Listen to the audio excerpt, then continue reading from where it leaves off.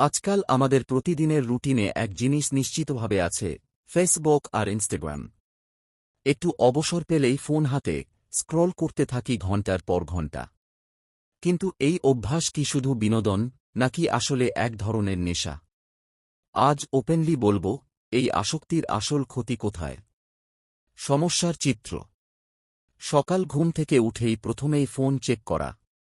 একটা নোটিফিকেশন এলেই পড়াশোনা বা কাজ থেমে যাওয়া। লাইকের সংখ্যা দিয়ে নিজের সুখ মাপা। ফোন ছাড়া ফাঁকা ফাঁকা লাগা। এগুলো আসলে আসক্তির স্পষ্ট লক্ষণ। সোশ্যাল মিডিয়ার ক্ষতি। এক, সময় নষ্ট। দিনে 2 ঘণ্টা শুধু স্ক্রোলিং করে চলে যায়। 2, কনসেন্ট্রেশন নষ্ট, পড়াশোনা বা কাজের ফোকাস ভেঙে যায়। 3, মানসিক স্বাস্থ্য, অন্যের সাজানো জীবন দেখে হীনমন্যতায় ভুগি।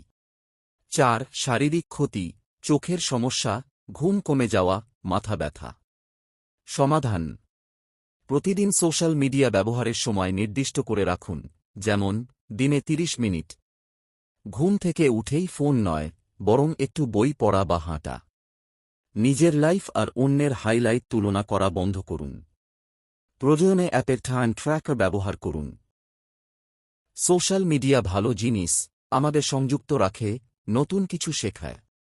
কিন্তু যখন সেটা নিয়ন্ত্রণের বাইরে চলে যায়, তখন সেটা নেশা। মনে রাখবেন, ফোন আপনার হাতে থাকবে, আপনি ফোনের হাতে নয়। আপনার কি মনে হয়, আমরা কি সোশ্যাল মিডিয়াকে ব্যবহার করছি, নাকি সোশ্যাল মিডিয়াই আমাদের ব্যবহার করছে? আপনার মতামত অবশ্যই কমেন্টে লিখে জানাবেন। ভিডিও ভালো লাগলে লাইক দিন আর সাবস্ক্রাইব করুন টক আপনিকে।